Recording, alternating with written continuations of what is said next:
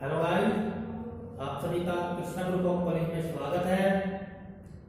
हम अपने बीएड पाठ्यक्रम 2 वर्षीय जो हमारा बीएड पाठ्यक्रम है उसके अंतर्गत हमारा जो बीएड सेकेंड ईयर का पाठ्यक्रम है उसमें हमारा एक पेपर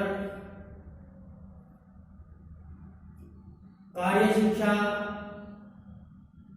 गांधी जी की नई तालीम एवं सामुदायिक संलिप्तता का आता है।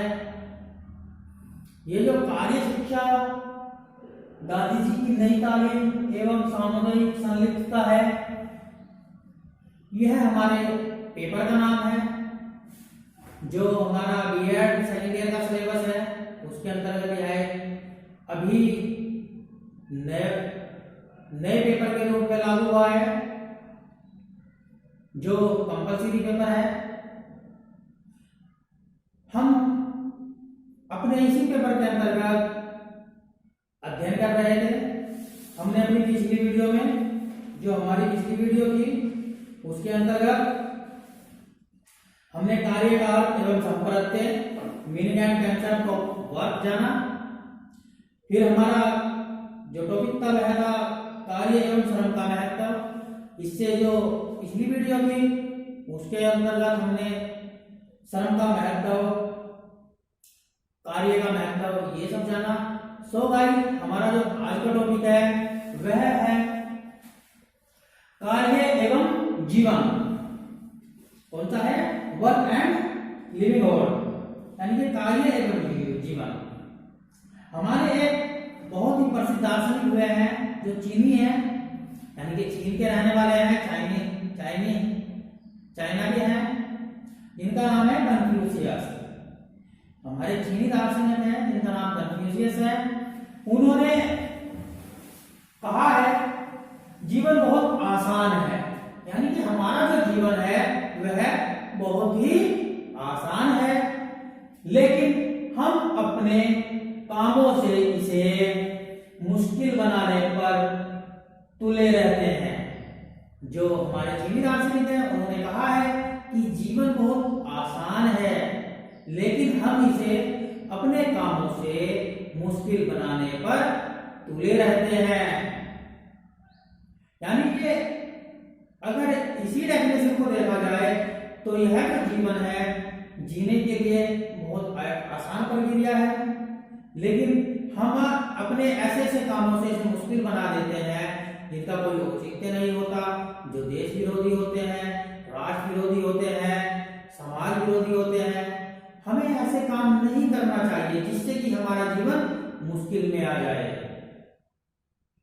इस संसार में ऐसे बहुत से काम हैं जिनके कारण हम अपने जीवन को मुश्किलों में डालते जा रहे हैं। अभी अंधाधुंध पेड़ों की कटाई ही देख लीजिए, हम प्रकृति के साथ छेड़छाड़ कर रहे हैं।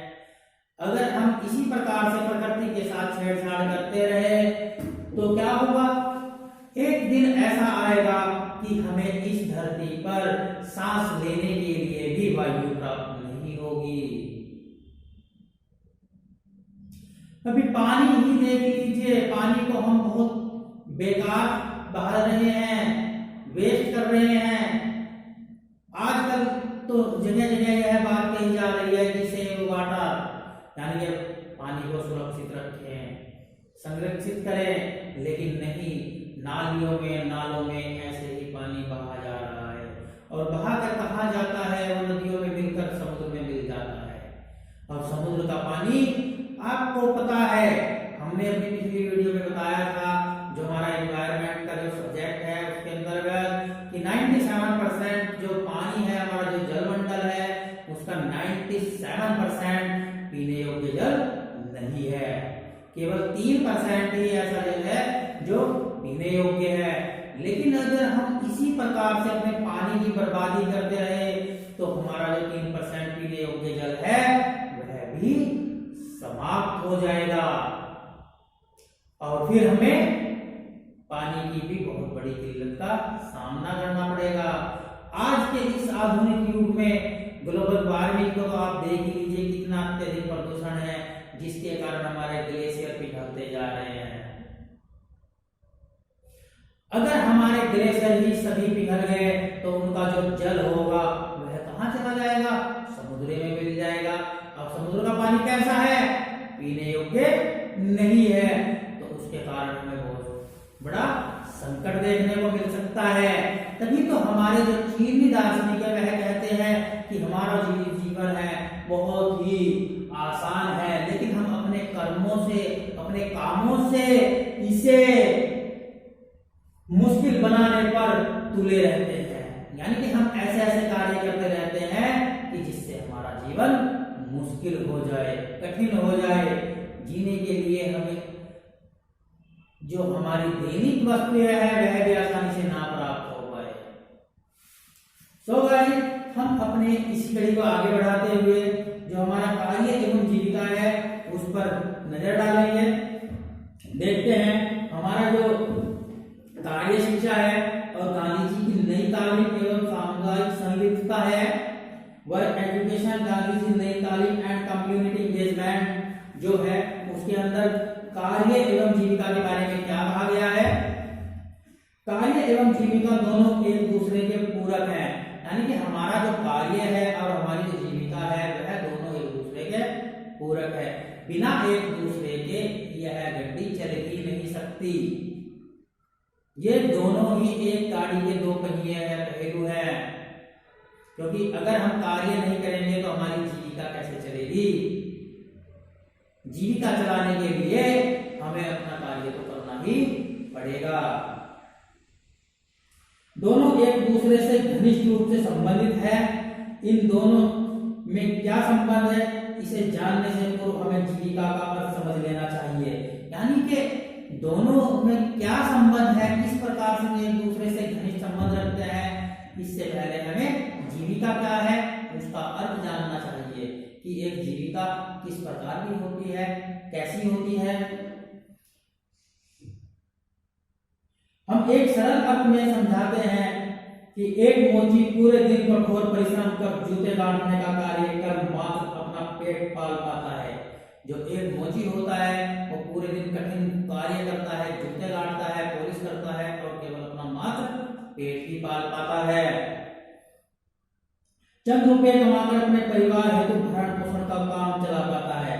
इसी को जीविका कहते हैं। यानी कि अगर हम जीविका का अर्थ जाने कि एक मजदूर पूरे दिन, चाहे वह किसी भी काम में लगा हुआ है, पूरे दिन कठिन परिश्रम, कठिन काम करके अपने परिवार का भरण पोषण के लिए केवल अपनी भरण पोषण ही कर पाता है, और इसी को हम जीविका कहते हैं। यानी कि जीने के लिए काम करने को ही हम जीविका कहते हैं। यानी कि जीवित रहने के लिए, अपने परिवार को जीवित रखने के लिए, उनके भरण पोषण के लिए जो हम मेहनत करते हैं और जिससे हमें चंद रुपए मिलते हैं, और उन रुपयों को खर्च करके हम दैनिक वस्तुएं खरीद कर अपने परिवार का पालन पोषण करते हैं, उसे ही जीविका कहते हैं। इसी प्रकार एक किसान तपती दोपहरी में खेत में हल चलाकर स्वयं का तथा दूसरों का पेट पालता है। यानी कि एक किसान को ही अगर ले लिया जाए, वह भी पूरे पूरे दिन दोपहर में सर पर सूर्य है, पूरी गर्मी है, पसीने में लथपथ है, और वह अपना और दूसरों का पेट पालता है। क्योंकि जब वह फसल उगाता है तो उससे उसका भी भला होता है और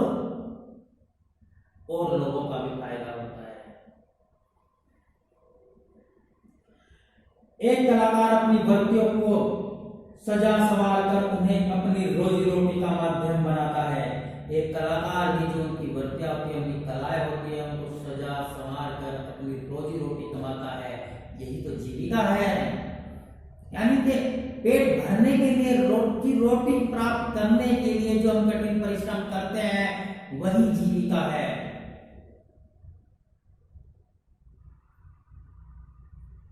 गली गली नाच गाकर अपने करतब दिखाकर कुछ लोग अपनी जीविका चलाते हैं। रोजगार की तलाश में व्यक्ति अपने घर से हजारों मील दूर बैठकर जीविकोपार्जन के साधन तलाशते हैं।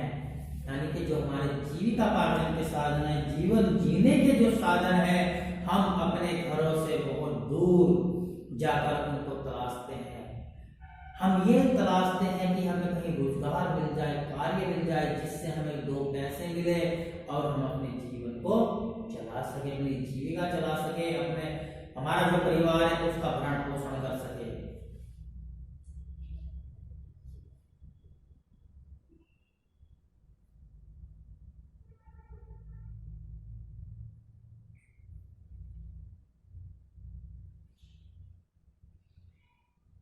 चाहे वे रिक्शा वाले की बात करें, मजदूर की बात करें, दुकानदार की बात करें, व्यवसाय की बात करें या किसी व्यवसाय की बात करें, सभी का एकमात्र उद्देश्य अपनी जीविका को ठीक प्रकार से निर्वह करना है। यानी कि वह किसी भी प्रकार का काम हो, चाहे मजदूर हो, व्यवसायी हो, नौकरी हो, रिक्शा चलाने वाला हो, गाड़ी चलाने वाला हो, सभी अपनी जीविका के लिए कार्य करते हैं।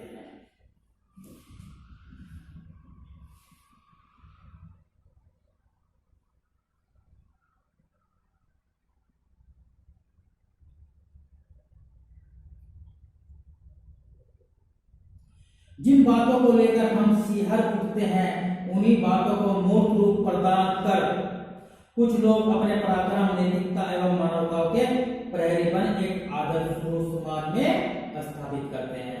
यानी कि कुछ लोग ऐसे होते हैं कि जो अपने कार्य का प्रदर्शन कर, अपने कार्य से समाज में नैतिकता का प्रदर्शन करते हैं। पुलिस बल, सेना, डॉक्टर, इंजीनियर, समाजसेवी संगठन मानवता की भलाई हेतु दूर दुर्गम स्थान पर बैठे अपनी जीविका के साथ साथ दूसरों के लिए भी मार्ग प्रशस्त कर उनके जीवन का उनके लक्ष्य तक पहुंचाने में मदद करते हैं। जैसे कि हमारे पुलिस वाले हैं, हमारे सैनिक हैं, डॉक्टर हैं,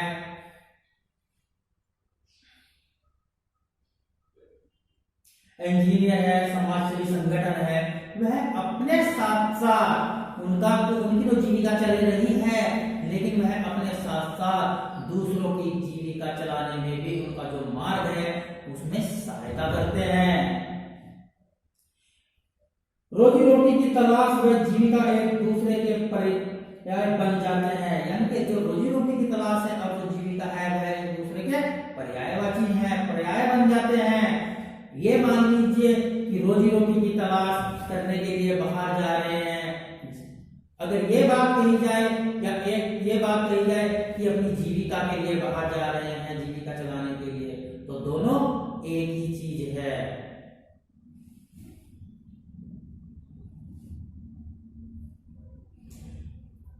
पैसे की तलाश में किया गया श्रम एक प्रत्यक्षा के साथ हमारी जीविका से घनिष्ठ रूप से संबंधित हो जाता है। अगर हम पैसे की तलाश में किसी कार्य का प्रयास कर रहे हैं, किसी कार्य को ढूंढने का प्रयास कर रहे हैं, तो वह हमारी जीविका से घनिष्ठ संबंध रखता है, क्योंकि बिना पैसे के हम अपना जीवन सही प्रकार से नहीं जी सकते। क्योंकि इस संसार में पैसे के बिना कुछ नहीं है। आज हमें अगर अपना जीवन निर्वाह करना है, जीविका चलानी है, अपना परिवार का भरण पोषण करता है, तो उसके लिए पैसे की आवश्यकता होती है। बिना पैसे के हम कुछ भी नहीं कर सकते। जीविका की खोज मात्र व्यक्तिगत महत्व को ही नहीं बल्कि इसका सामाजिक मूल्य भी उतना ही अधिक प्रासंगिक है। एक बढ़ई आपके भवन हेतु फर्नीचर बनाकर जहां एक और अपनी जीविका चलाता है, वहीं दूसरी ओर वह अपनी कलाकारी के माध्यम से फर्नीचर को नई सज्जा प्रदान कर आपके भवन की भव्यता को भी बढ़ाता है, जो निसंदेह एक सामाजिक मूल्य है। यानी कि एक सामाजिक मूल्य है। सामाजिक मूल्य के लिए जो एक बढ़ई है वह किसी के घर में फर्नीचर का काम करके अपनी जीविका को चला ही रहा है, लेकिन उसमें जो साज सज्जा की है, अपने हाथों से कलाकारी की है, वह भी एक क्या है, सामाजिक मूल्य है, क्योंकि उससे उसकी वैल्यू सामने आएगी। इस प्रकार अपने जीवन को सुचारू रूप से व्यवस्थित ढंग से चलाने हेतु व्यक्ति कोई ना कोई जीविका का साधन अवश्य बनाता है। यही कारण है कि आज हम अपनी रुचियों, क्षमताओं, आवश्यकताओं संसाधनों के आलोक में विभिन्न प्रकार के जीविकोपार्जन के साधन अपनाकर अपने जीवन जीने की राह को सरल बनाने का प्रयास करते हैं। हम अपनी रुचि, अपनी क्षमताओं, अपनी आदतों के कारण, यानी कि जैसी हमारी रुचि है, जैसी हमारी आदतें हैं, जैसी हमारी आकांक्षाएं हैं, उनके अनुरूप अपने कार्य ढूंढकर, यानी कि उनके अनुरूप ही अपने कार्य ढूंढकर अपनी जो जीविका यानी कि जीने की राह है उसको आसान बनाते हैं, क्योंकि उससे हमें जीविकोपार्जन के लिए धन मिलता है, जिससे हमारी जीने की राह आसान होती है। हमारा जीवन निरंतर गतिमान है। हमारा जो जीवन है वह निरंतर गतिमान है। इसके प्रत्येक क्षण में एक लक्ष्य है। हमारे जो जीवन है उसका जो प्रत्येक क्षण है उसमें एक लक्ष्य है, एक नयापन है। हर क्षण जीवन हमें एक नई सीख देने के लिए उधर रहता है, यानी कि हमारा जो जीवन है वह हमें हर क्षण, हर पल एक नई सीख देने के लिए तत्पर रहता है। व्यक्ति सीखने की इच्छा रखे, वह सभी चीजें हमारे जीवन में तभी लागू हो सकती है अगर कोई व्यक्ति सीखने की इच्छा रखे, करने की इच्छा रखे। अगर कोई व्यक्ति सीखने की इच्छा ही नहीं रखेंगे तो उसका जीवन निरर्थक है, उसके लिए कोई भी चीज वैल्यू नहीं करती। अनेक ऐसे दुखों का पुलिंदा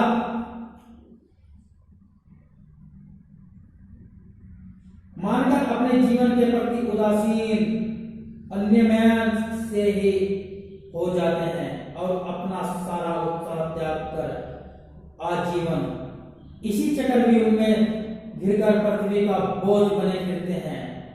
ये लोग निरंतर अपने दुख और अवसादों की चर्चा और चिंता में जीवन की अमूल्य निधि को यूं ही लुटा देते हैं। कुछ लोग ऐसे भी होते हैं जो आलस्य के कारण अपना जो परिश्रम है उसे छोड़ देते हैं, किन्हीं वजह से काम करना छोड़ देते हैं और पूरे जीवन भर अपना जो बोझ है, अपनी जो गिल्टियां हैं, गलतियां हैं, उनका बोझ दूसरों पर डालकर पृथ्वी पर बोझ बने रहते हैं। ऐसे भी बहुत से लोग हैं कुछ करना नहीं चाहते और अपना बोझ दूसरों पर डाल देते हैं।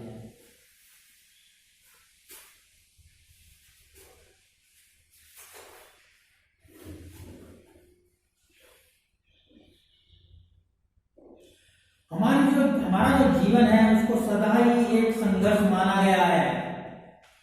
संघर्ष ही हमें आगे बढ़ने की ओर प्रेरित करता है। जीवन पथ पर गतिमान होने की यह एकमात्र लीक है। यदि हमें बिना प्रयत्न, बिना सफलता के ही कुछ प्राप्त हो जाए तो उसमें आत्मसंतोष जैसी कोई बात नहीं होगी। यानी कि अगर हमें किसी भी कोई चीज बिना प्रयास किए ही, बिना मेहनत किए ही प्राप्त हो जाता है तो हम उसमें आत्मसंतोष नहीं कर पाते। हमारी जो लालच है, जो लालसा है, वह और भी बढ़ती जाती है।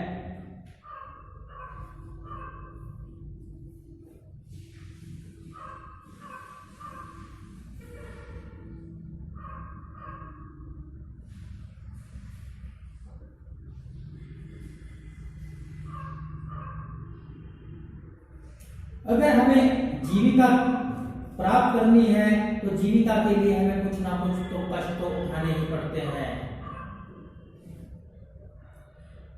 अगर हम अपने चरित्र का निर्माण के बारे में भी सोचें तो वह कार्य भी ऐसा ही है। यानी कि अगर हमें अपने चरित्र का निर्माण करना है तो उसके लिए भी हमें मेहनत करनी होती है। यहाँ भी निरंतर एक द्वंद्व सी स्थिति होती है जो संघर्ष का दूसरा नाम है। भगवान बुद्ध को भी ज्ञान प्राप्ति से पूर्व एक लंबे आंतरिक द्वंद्व का सामना करना पड़ा था। यानी कि हमारे जो भगवान बुद्ध है उन्होंने भी बहुत लंबे समय तक एक संघर्ष का सामना किया था। द्वंद्व यानी कि अधेड़ बुन में ही लगे रहे थे कि मुझे ये करना है या नहीं करना है। राज के सुखों के त्याग से लेकर पूरे तपस्या काल तक उन्होंने जो कुछ झेला होगा, हम लोग कुछ अनुमान भर भी लगा सकते हैं। जो हमारे बुद्ध भगवान थे, उन्होंने अपना राजपाट सब त्याग दिया था और तपस्या काल तक, यानी कि त्यागने के बाद उन्होंने तपस्या काल तक बहुत कुछ झेला है। हम तो केवल नाम मात्र का ही अनुमान लगा पाते हैं, लेकिन उनके सामने बहुत सी कठिनाई आई, तभी तो उन्होंने अपने चरित्र का निर्माण किया, दिव्य शक्ति प्राप्त की।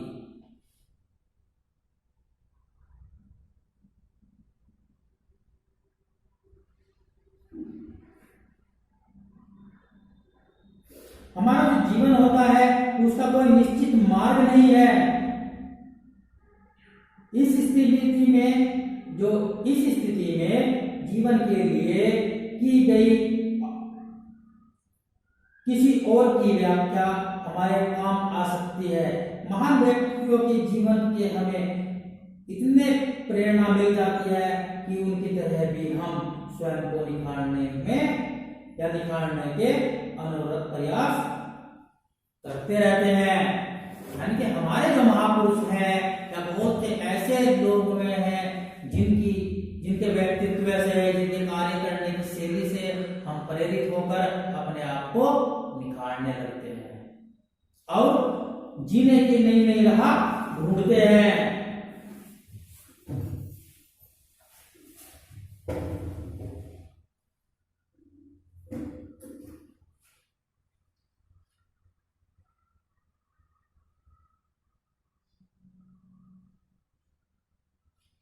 इस संसार में अनेक कलाएं और विधाएं हैं जिनमें परंपरागत होने के लिए निरंतर अभ्यास की जरूरत होती है।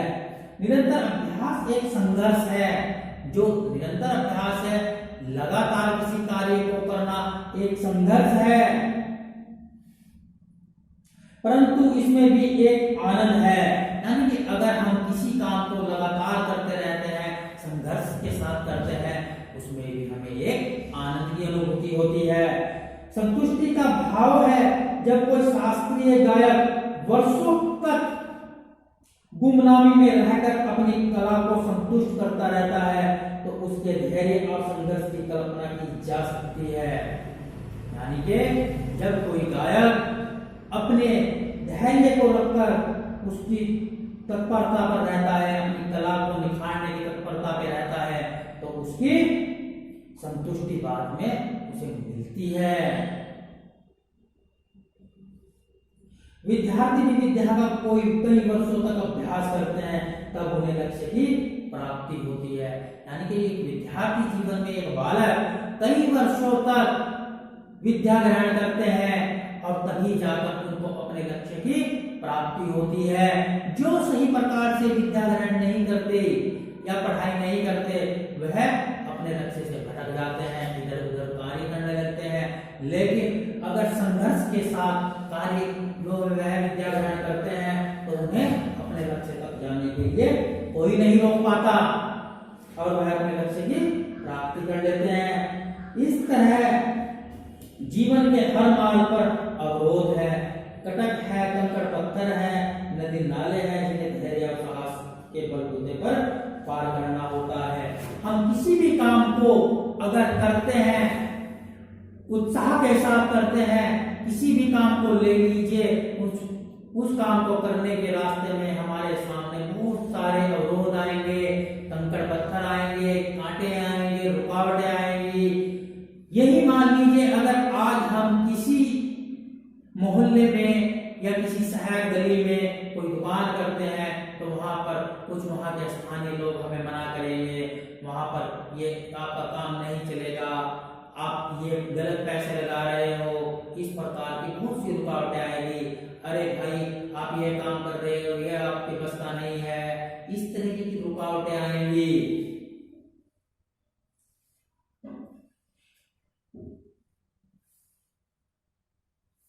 लेकिन धैर्य और साहस के साथ उन सब बातों को झुठलाकर हम अपने कार्य में आगे बढ़ सकते हैं। साहस के साथ मेहनत करके हमें दूसरों की बातों पर यकीन नहीं करना चाहिए, अपनी लगन, अपनी मेहनत से आगे बढ़ना चाहिए।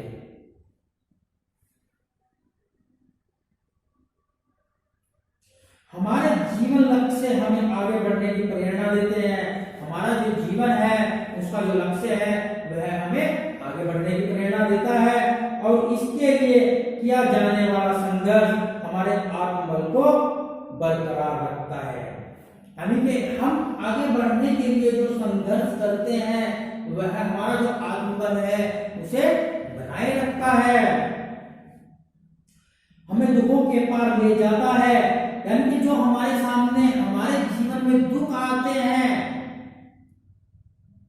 हमें उनको पार करने में मदद करता है, उनसे पार ले जाता है।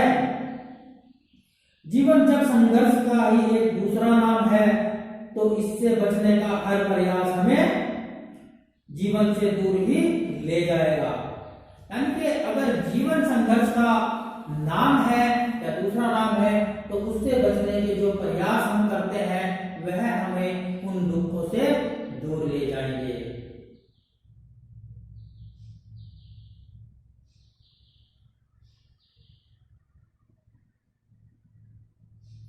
अर्थात हमें अपना जीवन जीने के लिए, अपना सफल जीवन जीने के लिए, अपने लक्ष्य की प्राप्ति के लिए अपना पूरा ध्यान कर्म पर केंद्रित करना चाहिए। हमारा जो ध्यान है, हमारा जो कर्म है, हमें अपना पूरा का पूरा ध्यान अपने कर्म पर केंद्रित करना चाहिए, तभी हम अपने जीवन की लक्ष्य की प्राप्ति कर सकते हैं। कर्म के फल की प्राप्ति की ओर नहीं, हमें अपना जो ध्यान है वह कर्म की ओर केंद्रित करना चाहिए, बल्कि उसके फल की ओर केंद्रित नहीं करना चाहिए। जब हम कर्म करेंगे, किसी काम को करने के लिए मेहनत करेंगे, संघर्ष करेंगे, तो फल तो हमें अवश्य ही मिल जाएगा। ये नहीं कि हमने कर्म करना भी शुरू नहीं किया और फल की इच्छा करने लगे, नहीं। अगर हमें फल चाहिए, फल तक पहुंचना है, अपने लक्ष्य तक पहुंचना है, तो उसके लिए हमें कड़ी मेहनत की आवश्यकता है, हमें कड़ा संघर्ष करना पड़ेगा, तभी हमें सफलता प्राप्त होगी, फल की प्राप्ति होगी। इसीलिए हमारा जो पूरा ध्यान है वह कर्म पर केंद्रित होना चाहिए, कर्म के फल की प्राप्ति की ओर नहीं होना चाहिए, क्योंकि मनुष्य के वश में उसका कर्म ही है। कर्म फल तो देवसात है, दूसरे के अधिकार में है। यानी कि जो मनुष्य है वह उसके जो वश में है केवल उसका कर्म ही है, जो कर्म का फल है वह दूसरों के हाथ में है। जितना अधिक कर्म करेंगे उतना ही अधिक या अच्छा फल मिलेगा। ये नहीं कि अगर हम कर्म कर रहे हैं और हमें फल की प्राप्ति नहीं हो रही है, बशर्ते हमारा जो कर्म है वह निस्वार्थ भाव का होना चाहिए, बिना दूसरों को दुख दिए होना चाहिए। ये नहीं कि हम कोई काम कर रहे हैं उससे दूसरों को तो पीड़ा हो रही है, दूसरों को तो दुख मिल रहा है और हमें फायदा हो रहा है, तो ऐसे कर्म का भी कोई लाभ नहीं है।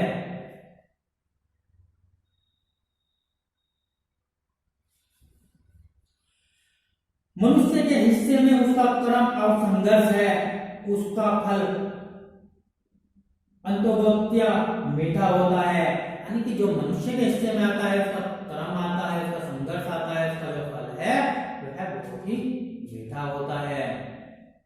गीता में भी कहा गया है कि आप कर्म करो, फल की इच्छा मत करो, फल तो आपको अवश्य ही मिल जाएगा, लेकिन आपका कर्म सत्य मार्ग का हो, सत्मार्ग का हो।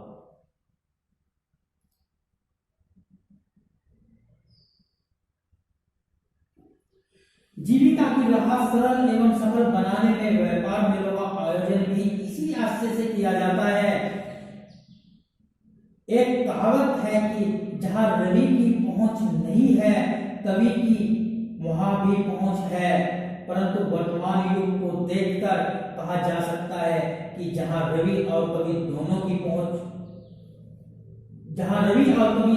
नहीं पहुंच पाते, वहां व्यापारी पहुंच जाते हैं।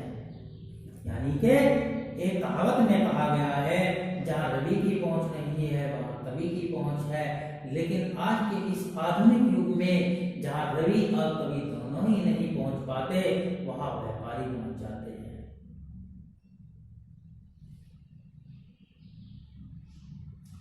वैज्ञानिक आविष्कारों तथा यातायात व संचार की बढ़ती सुविधाओं ने दुनिया भर में व्यापार को तेजी से फैलाने का कार्य किया है।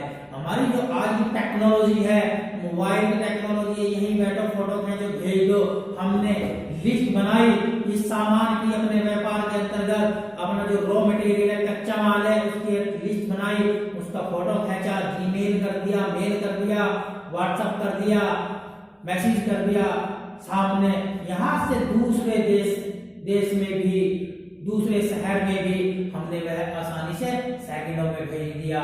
और वहां से हमारा जो माल था, जो हमने सामान मंगाया था, वह गाड़ी में लोड होकर हमारे कारखाने तक आ भी गया, हमारी कंपनी तक आ भी गया। उसके जो पैसे थे वह भी हमने ऑनलाइन ट्रांसफर कर दिए। ये देख लो कि आज की इस आधुनिक युग में जीवन कितना आसान हो गया है। अभी अगर हमें यह सामान लेना होता, हमें सपोज दैट दिल्ली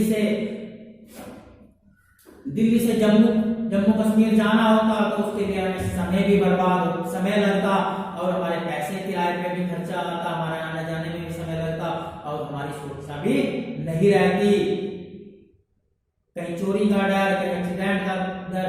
लेकिन आज के इस आधुनिक युग में हम घर बैठे ही अपने सारे कार्य आसानी से कर लेते हैं।